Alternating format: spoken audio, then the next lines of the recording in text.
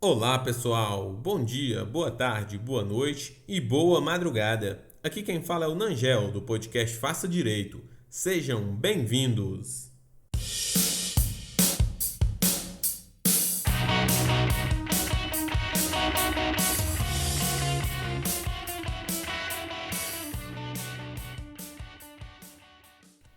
Pessoal, hoje nós vamos falar sobre efeitos da condenação.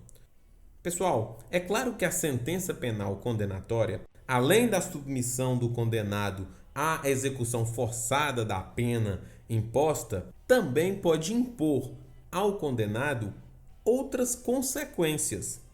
E justamente dessas consequências que a gente vai falar hoje. Pessoal, os efeitos da condenação têm previsão nos artigos 91 e 92 do Código Penal. Gente, os efeitos podem ser classificados como penais e extrapenais.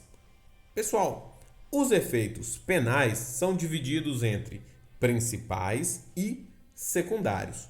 Os efeitos principais, pessoal, não tem dúvida. Por quê? Os efeitos principais são a imposição da sanção penal, a imposição da pena e a sua execução forçada, ou seja, mesmo contra a vontade do condenado.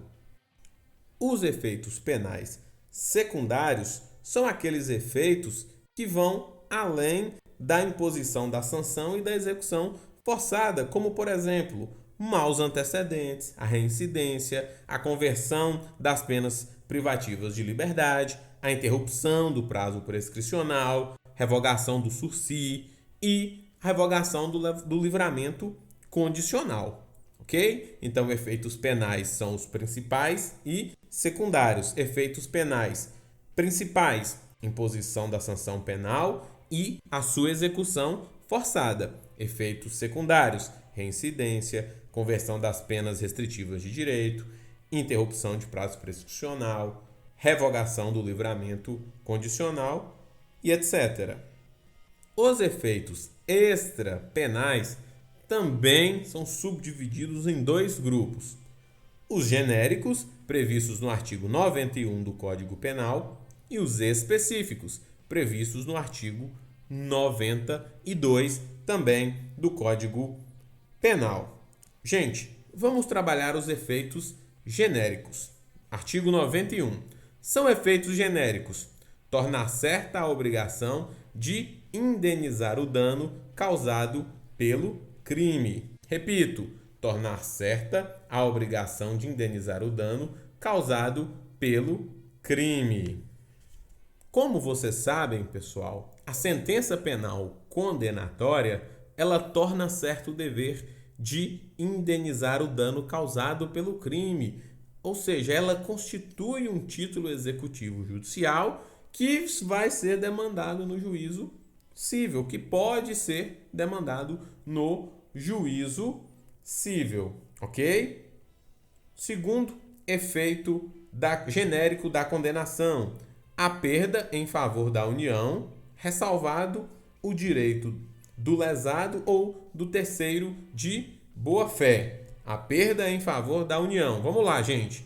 Dos instrumentos do crime, desde que consistam em coisas cujo fabrico, alienação, uso, porte ou detenção constitua fato ilícito. Os instrumentos do crime, desde que consista, a sua detenção, uso, porte em fato ilícito.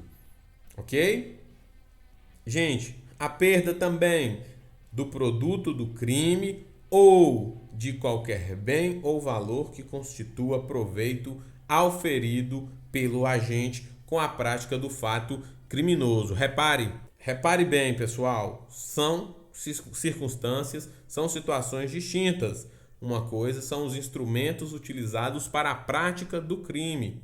Uma outra situação uma outra coisa são o produto do crime, os produtos do crime, aquilo que se aufere, aquela vantagem que se aufere com a prática do delito. Então, o código aí determina a perda tanto do instrumento, não é, a máquina de fabricar o dinheiro falso, certo? Quanto o produto do crime, não é?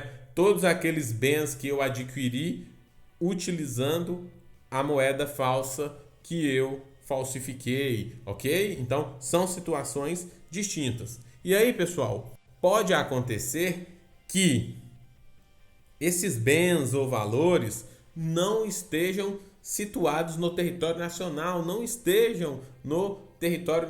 estejam em estado estrangeiro. E aí, pessoal, o juiz pode determinar a perda de bens ou valores equivalentes ao produto ou proveito do crime. Ok, pessoal? São esses os efeitos genéricos da condenação. Ah, professor, mas e os efeitos específicos? Os efeitos específicos estão previstos no artigo 92 do Código Penal. E desde já, pessoal, eu adianto para vocês, os efeitos específicos, os efeitos previstos no artigo 92 do Código Penal não são efeitos automáticos. Eles devem ser motivadamente declarados na sentença. Mas quais efeitos são esses, professor? Vamos lá. Primeiro, a perda do cargo, função pública ou mandato eletivo, quando aplicada a pena privativa de liberdade por tempo igual ou superior a 1 ano, nos crimes praticados com abuso de poder ou violação de dever para com a administração pública, ou quando for aplicada a pena privativa de liberdade por tempo superior a 4 anos, nos demais casos, ok? Essa aqui, pessoal, é a vedação que incide sobre os titulares de cargo, função e mandato eletivo, ok? São também efeitos da condenação: a incapacidade para o exercício do poder familiar, da tutela, da curatela, nos crimes dolosos sujeitos à pena de reclusão, cometidos contra outrem igualmente titular do mesmo poder, contra filho, filha ou outro descendente, ou contra o tutelado ou o curatelado. E por fim, pessoal, também é um efeito específico da condenação a inabilitação para dirigir veículo quando este for utilizado como meio para a prática de crime doloso. Ok, pessoal? Essa é a nossa dica de hoje. Um abraço!